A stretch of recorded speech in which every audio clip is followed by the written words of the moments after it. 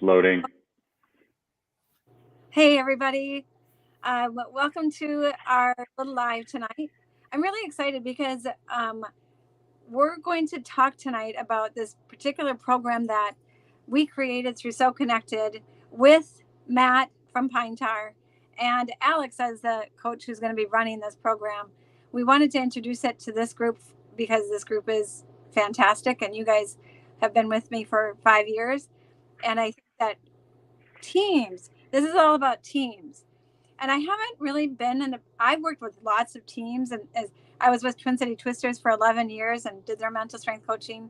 I was with Hamlin Gymnastics team for 6 years, but I haven't had the opportunity to measure mental strength. And what does it look like to measure mental strength? And so we're going to just talk about that from my perspective, from Alex's perspective as the coach running this, and from Matt's perspective. So why don't Alex, you introduce yourself, and then Matt, you can introduce yourself, and then we'll kind of go from there. Sounds good. Yeah. So, hi guys. I am Alex Ostendorf. I am first Stacy's son, then second her employee. And it's been a lot of fun to do this team, coaching program that we've been doing with Matt, and I can't wait to talk a little bit about it. Yeah, and I'm Matt Welters. I'm actually the director of operations and then part owner of Pine Tar Academy. So yeah, thanks for having me on. And this is all about baseball, right? And we have a little bit of history together, even though we didn't really know each other. But he is a personal trainer, worked with a lot of my gymnasts here locally and at Twin City Twisters. And so he and I have heard about each other for a long time. Mm-hmm. And we have a commonality about these kids and really supporting them. And so, Matt, can you just say maybe what you were interested in or what you wanted more for your kids? Like what? Yeah. So like you said, you and I have known of each other. I've known of you for at least 10 years. We had a lot of clients in common, especially on the gymnastics side. I got involved with Pine Tar Academy. It's actually coming up on a year like this month that I came on as part owner. And I knew when I came on, I knew we were obviously looking to build a bigger facility. We were in a 3,000 square foot facility, and now we're in a spot that's almost 12,000 square feet, and we're running camps and clinics all over the place, domes, any space we can get our hands on. So we're kind of all over the metro with what we got going on. I knew when I came on board, I knew I wanted mental coaching to be part of what we did. It was, in the initial talks, we had all these plans to add strength and conditioning, which we've done. We were looking to add all different types of programs, but that was one that, from the very get-go, we knew, baseball, obviously everyone knows, is a extremely mental sport, and it's a sport of high failure. I guess if you look at failure in terms of hits and wins, they talk about all the time. If you fail 7 out of 10 times as a baseball player, you're going to make millions of dollars because you're really good at it. So that's different than other sports, right? So we knew we wanted mental strength to be part of this. A lot of, and I think Stacy and Alex, we've talked about this, every Major League Baseball team has a mental strength coach or a team of them. Almost every major Division I program has a mental strength coach working with the team. So we knew when we started Pine Tar, we wanted that. And I think this kind of recently we've been talking about it for a while, and the chance to work with my team. I have a 16-year-old team that I coach with Coach Ron, who you guys know really well. He comes to all of our meetings.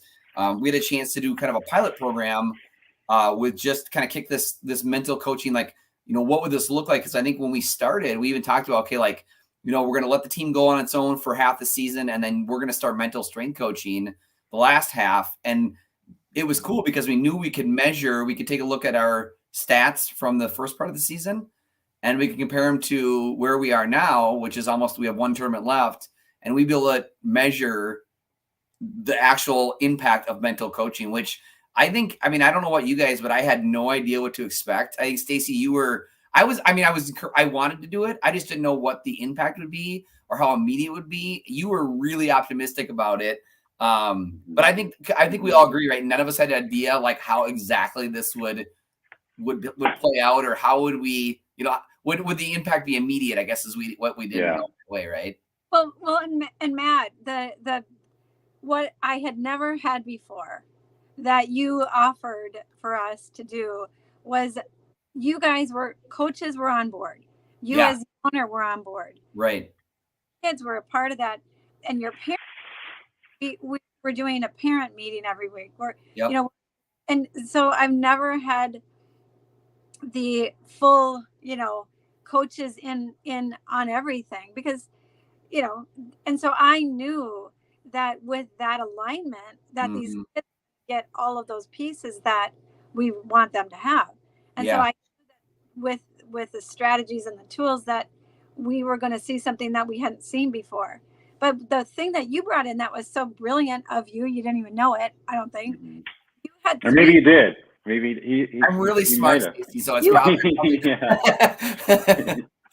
like, because I didn't think of it, but you did. You were like, let's do 3 weeks without them, and then we're going to do a program with them. And I knew yeah. we had to make a difference immediately. If we didn't make it immediately, you weren't going to see it. Right. Mhm. Right. And I think, I think, like you said, like all of our ownership group, I mean, Rob has been at all of our meetings when you guys have been there. Everybody, like a lot of our guys that coach with us, Ron, Rob, Kevin, a lot of those guys played professional baseball. I mean, some of them made it pretty high in baseball. All of them, every one of them said, had I had this when I was younger, I would have made it much further if I had. So they were super excited about it. And then I think, having a way, like letting the kids just kind of, I mean, with their kids we knew well, but like let them just kind of do what they do. And I think it was like almost 4 weeks. So it was, roughly half the season. We kind of just, we talked about the plan. We implemented like how do we want to roll? You guys talked about how you want to roll this out. And we let them just kind of do their thing for the first half. Obviously, we were coaching on our end. So really the only thing that changed from the first half of the season to the back half of the season is having you guys, not only you guys, we were doing this weekly coaching, but you guys were at our games. So when the kids are talking about moments, where they were at, you guys are like, oh yeah, I remember that. Like you were right there, which I thought was really, really cool, And I, when we first started, Alex and I went to a game before we started. Yes. And I know Alex says this, and I don't know if he's shared this with you, but he looked at me and he said, Mom, nobody's having fun here. Like you guys, and it wasn't that you weren't having fun, but the kids did not know how to be successful with the situations that they were coming up against on the mental side. I agree with that. Yeah. It was one of those where it was a tough pitcher, and you guys were telling all the adjustments, and they were not able to receive them. They were not able to process what was actually happening, and that you can see that on their face. I think the word, Alex, that I kind of use sometimes is like they looked a little lost at times. You know what I mean? Like just, I think both pitching and hitting, I think there were times just like you said, they'd have moments of adversity, and I don't think they necessarily knew how to process or handle those. And a lot, keep in mind too, a lot of these guys, half the team had been with us for the summer, so they'd faced really good competition, and half were coming from smaller programs they had never seen, kind of the pitching and some of the level of play that they were walking into. This is the first time for some of them playing at this, kind of the elite club level. So some of them, they were phenomenal coming from where they were. And then all of a sudden, this is the first time where it's like, oh my God, these, there's some really big, fast, strong guys that they're playing against. And so I think this is the first time for some of these guys kind of facing that level of competition. And I think you can see it on their faces, like maybe a little overwhelmed, right? Mm-hmm. Yeah.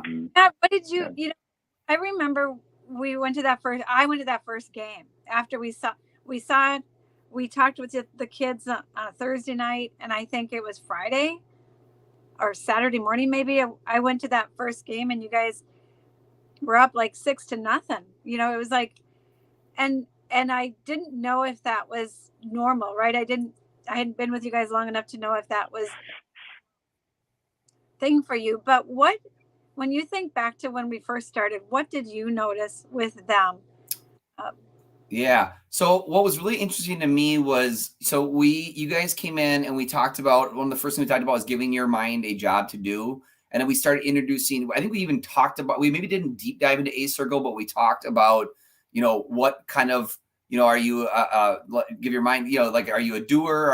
So we have the different strategies for them, right? And the one thing that really surprised me is I wasn't sure, and Alex and I have talked actually about this today, I wasn't sure how 16-year-old, 15, 16-year-old boys would, what's the word for, how they would accept, or were they willing to accept that, yes, I have challenges. Yes, sometimes I doubt myself. Yes, sometimes I let fear get my A circle, right? So I think I was surprised how quickly they started using the terminology. And that was the part that I think was like the most surprising to me, is the kids bought in like immediately, which I thought was really cool. And I get that feedback a lot. I don't know if my son's going to be bought into it. Yeah. It's I get that, because when people are told what to do, that's a different mentality than us working with what's actually happening mentally. When you teach circle, they now know that they're in charge of what's in there, and they don't like it when things aren't going well. And so that's bought in, but you guys had never experienced that. So you didn't know, and we didn't really know what that was going to look like, obviously, with this particular situation. That was great. They were bought in. Yeah. And I just want to add to how much your other coaches were bought in too. Because I think back to some of my favorite times that we've had for that small amount of time every week. And it's how the coaches, you can see the light bulb switch in their head. Like, I was really good at this, but I wasn't good at this. And they can even see how they could have been better now that they know they have an A circle and learning strategy and different ways that they could look at that and kind of building from their own success. Like we did that with you too. We found out what makes you successful and what you're really good at. And I think no one really talks to the kids in that type of way, where we sit them down and be like, do you know this is what you're really good at? Yeah, that was really eye-opening for the kids too. I think, I think that part was eye-opening. And then I think when the kids started to talk about what worked for them and what didn't work for them, and then other kids were like, yeah, that might work, and they were willing to try other, they weren't sure what kind of, were they doing strategy with their ACE? I mean, they weren't sure what they were. Listening to the other kids talk about moments of success, or, I had this in my ACE circle and I couldn't get it out. And other kids are like, yeah, I've had that. I mean, I think knowing that other kids are experiencing what you're experiencing, whether it's, fear or, just kind of, doubt or whatever that is, that other kids are experiencing that too, I think is really empowering for a lot of the players, that other kids, when they're all kind of like, I'm afraid of that damn curveball. And it's like, well, it sounds like everybody is. Let's figure out why. And my favorite moment, there was a kid that mentioned, he goes, the first time he met with us, the first time he ever played for us, he had like 3 errors in the game and struck out 3 times. And for him, it was a big deal. And he goes, I was really bad. And I said something like, I forgot about that. That was really bad, but like he thought we were thinking, I'm like, I completely forgot about it. But in his mind, he was still trying to prove himself from the first game. And I'm like, nobody else is thinking about it. Flush it, let it go. Cause all of us forgot about it too. So I think, I think having those conversations and then being willing to talk about moments where things went well or poorly based on actual games that we actually played in, I think made a huge difference. Cause I think when the kids had success, and we asked them, well, what was in your A circle? And they said, they would say whatever. I'm like, and then Stacey or you would, can you use that when you're hitting as well? And they're like, yeah, I could, So I think that was really good for the kids to figure out what was going, when things went well, what was going well for them, and to try and carry that over to other aspects, I remember you were so like, when you're coaching, we tend to like focus on, don't do that, or we're reacting in the moment. But when you were sitting with them, I remember them looking at you like, you mean you don't think that I'm bad? Like, I remember them just like, you mean you're not really mad at me because I didn't you're like, and it was that's such a good thing for coaches to know, that in this setting we're going to bring out what goes well and what doesn't go well, and it's separate from them. It's not personal, but that's the first time that they realized that it wasn't personal. Yeah, and I think some of these kids have probably had coaches that it was personal.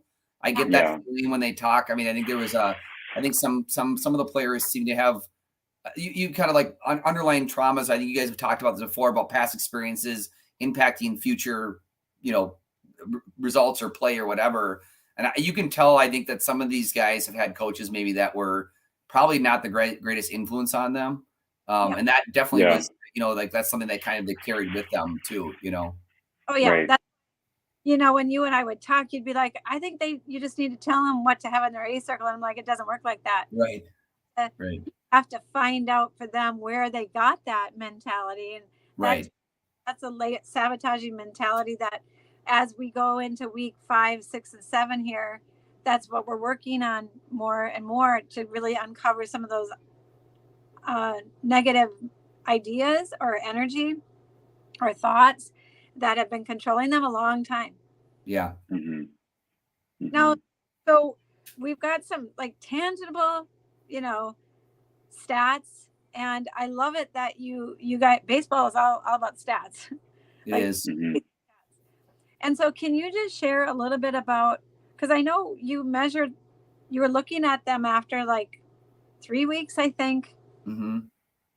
Can you just share what you saw as far as so one thing that makes things really difficult is obviously as our season went on, we started with a little bit, I don't want to say easier competition, but we played in tournaments that maybe weren't as high profile, I guess would be the way to put it. So we were facing good competition, but the competition we faced the last few weeks and then the competition we're going to be facing when we head to Atlanta in a couple of weeks is really good. I mean, we faced better competition the back end of the season than we did the front end, which we knew.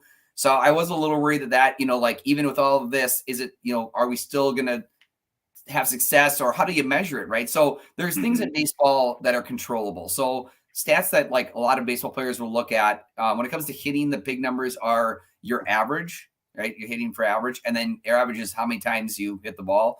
Your on base percentage is how many times you either get a hit, you get walked. There's just different ways, right? So there's different ways to measure success as a hitter. And then for pitching, it's hard to measure it in wins and losses because you can pitch really well and lose games. So typically what we do is we look at what's called a strike percentage. So, the less strikes you throw, the more walks you're doing. So the less chance your team has to be successful. So in our organization, we look a lot at strike percentage because for pitchers, that's the number that with these guys, we're trying to improve throwing more strikes because you give your chance to be successful, the more strikes you can throw. So starting from the perspective, we, like I said, I wasn't sure what we would come to find, but with the team, so I looked at the front half versus the back half. Our average, so it means the number of times we get hits has gone up 75 points. So just for example, so if a hitter goes from hitting 250 to 325, a 250 hitter is a okay hitter. A 325 hitter would have won the batting. That would have been the best hitter in Major League Baseball, batted 325. So our average went up 75 points, which is incredible. I mean, that's really high. The part that was even more incredible was our on-base percentage, which again, your on-base percentage is hits and walks, right? Our on-base percentage went up 90 points, which is astronomical. I mean, that means you went from an average player to a really, really good player. That's how big of a jump that is. It wasn't just like a 5 or a 10-point difference. It was a massive difference. So that was one. And then our strike percentage, so our ability to throw strikes, which is what we asked the hitters to do, actually went up 10%, which is a really high number at this age group. So these aren't kids who are brand new to baseball. I mean, these are kids we're 16 years old. These are kids who all, they play high school baseball. They've played since they were 9. So it's not like they were taking kids who are new to this. They're 8 or 9 years old and we show them how to, hold the right end of the bat and they just get better. These are kids that were already pretty good baseball players. And like I said, the only difference is we trained the same amount of days. We did the same amount of things. The only difference was adding the mental strength piece. So we've seen a massive, massive difference. I think statistically we've seen a massive difference. And then Alex, you and I were talking about this today. You can visually see a difference when the kids are pitching. And you can visually see a difference when they're at the plate. I mean, there is a noticeable difference. And you can see it because the kids will swing or take their first strike. And I'll see them start in the box and they kind of look up like they're thinking through, okay, they're processing more like, what do I want to focus on here in this next swing. And so, Yeah. you know, I think between that, the statistical part, the visual part, and then the part that I think is really cool is they'll come back either success or, you know, what you consider, you know, baseball failure, quotation marks. They'll come back and they'll ask, the kids will talk about what was in your A circle. Like if they did really well, the kids will say, hey, what was in your A circle? That, because they think they're trying to maybe, you know, get some of that going for themselves too. So the fact that the kids are talking about it, you know, is really cool. Like they're using the terms, which is, I think, maybe the coolest part. Like they now have a way to process what's happening in mentally for them during at bats, in the field, when they're on the mound. And that's been really, really cool. Yeah. The program is set up to you know, when I work with a 3-session package for one-on-one, which is Alex is doing a lot of your kids now one-on-one as well. But the program, ultimately, the first session is to get them from a lack mentality to in their body, to like, okay, I've got all this stuff going on. They may not know exactly what to do, but now I'm aware. And I think awareness, Stacey, is the key on that. I think that is the biggest difference. Yeah. Awareness for them is huge. A circle provides awareness of what's going on mentally or what was happening unconsciously in the past. Now they're aware of it. And there's some growing pains, right, Matt? Absolutely. God, we're all annoyed because we all know that they got all this stuff in their A circle and we're like, oh my God. You could see it immediately. You were like, oh. Yeah. You figured it out right away. Yeah, we're not as tolerant, and neither are they. Yeah. But a practice to have a new place to land. And the second part is taking them from in their body to going after the outcome they want. Right. I want to hit this particular pitch. I heard a lot of language about kids like they only could hit a fastball, or they would only want, you know, my pitch. You hear coaches say that all the time. You know, hit your pitch. Well, that doesn't make any sense to me, because I'm like, if I'm a batter and they're pitching outside, I want to know I can hit that ball the way I want to hit it.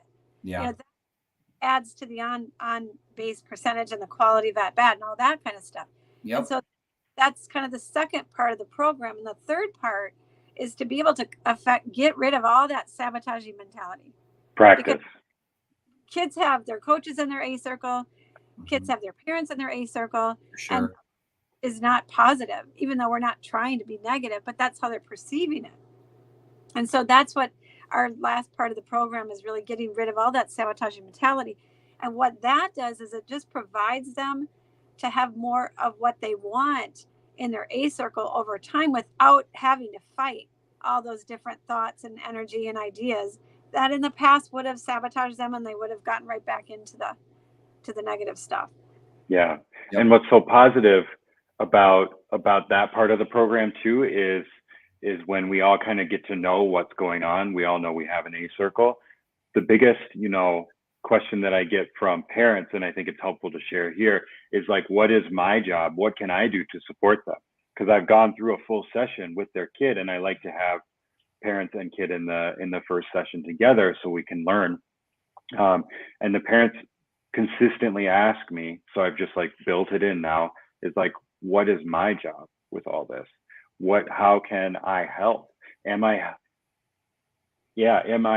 helpful in my kid's A circle? And I was like, so, you know, we kind of figured that out, and parents, you know, it shows that parents care and that they are on the same side.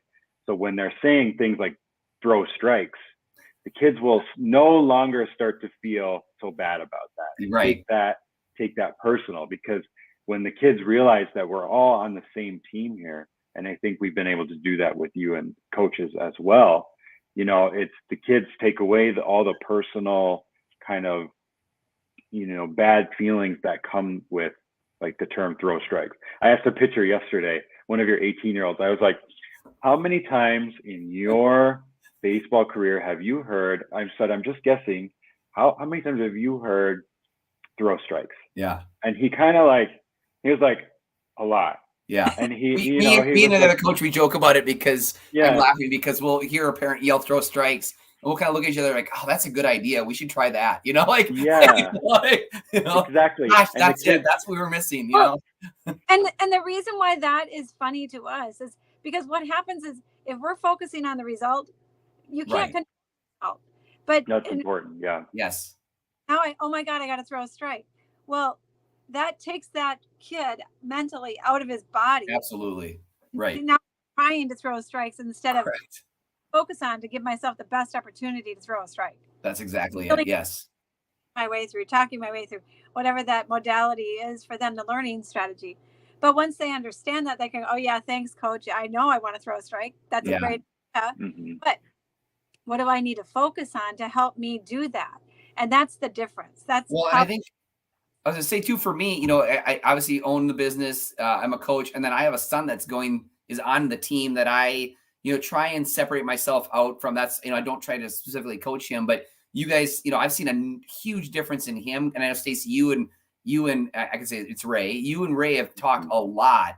And I wasn't sure. Ray is a more reserved kid, and he is really into this. Like, he's really into like the A circle. And you know, I've got 2 kids in the program. Ray wants me in his A circle, which that's awesome. Hmm. And the other son wants me as far away from his A circle as possible. Hmm. But they each have that choice. And I think that's been the cool part, is finding what works for them. And to be able to see this from a coach's perspective and then have your kids go through it as well has been really, really cool. And I think it's fun to notice the difference in them. You know what I mean? And I think, you know, I've noticed in the last, even, you know, the more weeks we've been doing this, a huge difference in Ray, not only in his pitching, but his hitting. I mean, he is a completely different player, and I can see him, you know, like pitching comes easier for him than hitting does sometimes, but starting to apply he likes to do the doing strategy. You talked to Ray about that. Yeah. And I think Ray would do the doing strategy in pitching, and then he'd be coming to the plate and he'd have 1,000 thoughts in his head,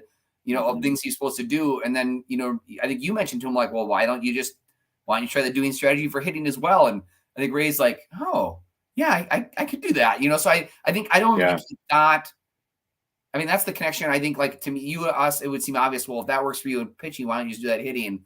And I think that talking through it is what he needed to hear, that was okay to not be so analytical at the plate and just to do or to feel for him the way, you know. Yeah. And the way you describe it is exactly right. But what I'm doing is he connected with how he was pitching unconsciously. Correct. And his mind to support his body.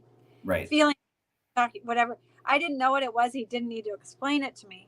But once I knew he got that connection, then I could say, can you use that strategy for that? Oh, that's all he needed, because then he connected dots. Right. And that's valuable about them understanding what works best for them, that you've been talking so much about. It's and it really shifts the whole entire way to talk to them. Yeah. You know, when we started, I remember Ron was like, you guys played so well, I don't have anything to say. Yeah. Because you were not used to just looking positive, and it was great. Yeah, I want to mention another thing that Ron said. Mom, you were there too. He kind of said, and he said it to give us some credit, so it was really nice of him. But he said there was the 2 16s teams, and I don't know if he told you this, Matt. It was when you were at a football game. Yep. And he had the 2 teams that he was like managing, and he was constantly on the case of the other team. Correct. Constantly. Yep. And then at the end of our session, he came up to the front and he said, I just wanted to tell you guys, I didn't have to say a word to you. You were so great. You showed me that you want to be here. You are being coachable. He just said like the nicest thing to them just to end that session. Yeah. And that was just really great to hear, because I remember him saying, it was either you or him, when I kind of started working with these guys, it's like, when they're at this moment, it's kind of make or break. You know, they either are like done or they do well here. And so that just kind of put a lot of pressure on me to be like, okay, let's let them decide, and let's give them the tools that they need to be successful. Yeah. So yeah, I'm excited for it. I think, you know, and kind of looking in the future, we talked a little bit too, but I know, Stacey, I don't know if you had a chance to talk to Alex, but we talked about kind of the next phase, you know, going in the winter program. But the next thing for some of these guys is, you know, a lot of these guys were on, you know, maybe freshman, sophomore JV teams. They're now doing tryouts. So like that is a big deal for a lot of these guys. Because Alex, you just mentioned the make or break for some of these guys. It's, if you don't make this next high school team, that some of these guys, that's kind of it for baseball for these guys. I mean, there's other opportunities, but not on the high school team. So there's a lot of pressure that mentally goes with that. So I think I'm really excited to kind of see, I think for these guys, I think that's going to be the next big thing for them and getting them ready for that too. Yeah. And I think what's so great too, Matt, about this particular program and why it's so important for coaches to, and even owners of programs to, So Connected is a little bit different in the idea that I'm working with what's going on unconsciously or mentally. I'm not a psychologist. I'm not going to give just like coping strategies. We're really going to get to what's actually going on unconsciously, which is, I flip everything upside down, which is why it's a little bit more difficult to explain to people. But what's great about those types of things, if they have a tryout coming up, we can talk about that to them and get prepared to know how to be successful in that situation. And so being able to prepare for those things that are ahead of them, or if they're being recruited and what to do with some of that. We've got a lot of other things that we can offer, programs that, because of our experience with these athletes at all these different levels and all these different transitions. And so we're always kind of filling in the gaps. That's why we talk every week, us three talk, what's going on from your perspective. This is where we're at, just to make sure that we are covering those bases with these kids to give them the best opportunity. I believe that every kid has an ability to play in their potential, and we just don't know what that is. We don't know at what level that's going to be, but that is the opportunity. Well, and I think, Stacy, I think we talked about this, and Alex, maybe one of the first sessions, but, it's not just athletically. Some kids have anxiety over test taking or, different moments in their life. And I think these skills are things they can use not only athletically, but academically when they go on to college and then get their first job and, start developing other relationships. And I think this is stuff that these guys, and I know like myself and Ron have both, when the kids are taking notes, we're writing down, what are we good at? I didn't even think of, and like you mentioned before, I never really had thought about it. I until we started doing this, and it kind of made me, I kind of reshifted my, I have general managers at the two businesses I own, and I started shifting off more responsibility to them after I met with you guys, because I realized the things that I was doing day-to-day business-wise were not the things I was good at. The things I was doing. So I didn't even think, I think for me it was, getting back to focusing on things I was good at and allocating or redirecting, getting help with the things I'm not, So I think anybody could use this. It's not just athletes. So I love it when the coaches go, wait a minute, what happens when, and they have their own things in their A circle. Yeah, I think Ron and I probably ask more questions than the kids have. Like, so. Yeah, it's perfect though, because the kids love it. The kids love, you can see it in their faces. They love when you guys talk, and because they look up to you, they respect you. So it's been really helpful for you guys to kind of ask questions when we're going through it. And then they go, oh my God, you had that problem? You had a problem? Wow. Yeah. Yeah. Yep.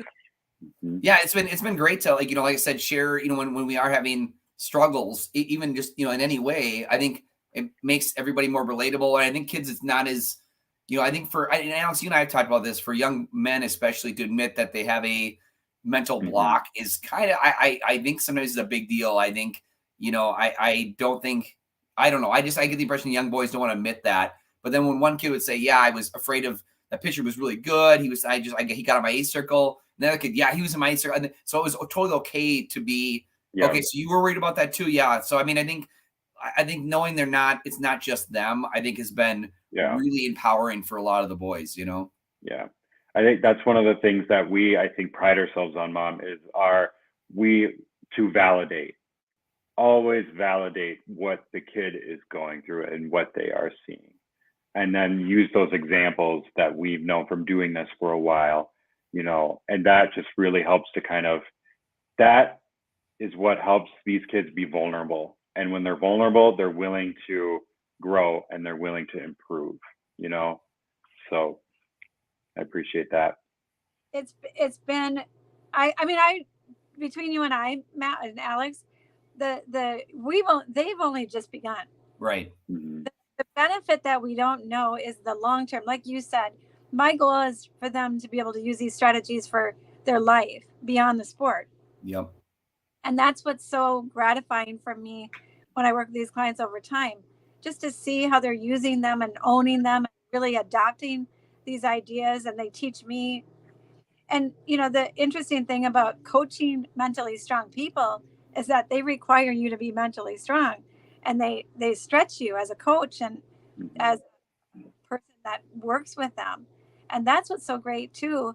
But they, you know, these athletes sometimes have to be, you know, the strongest person in the room. And I'm so proud of how they build on them. And that's what I look forward to you seeing your kids and how they continue to do that, because that's just so fun to watch. Yeah. Yeah.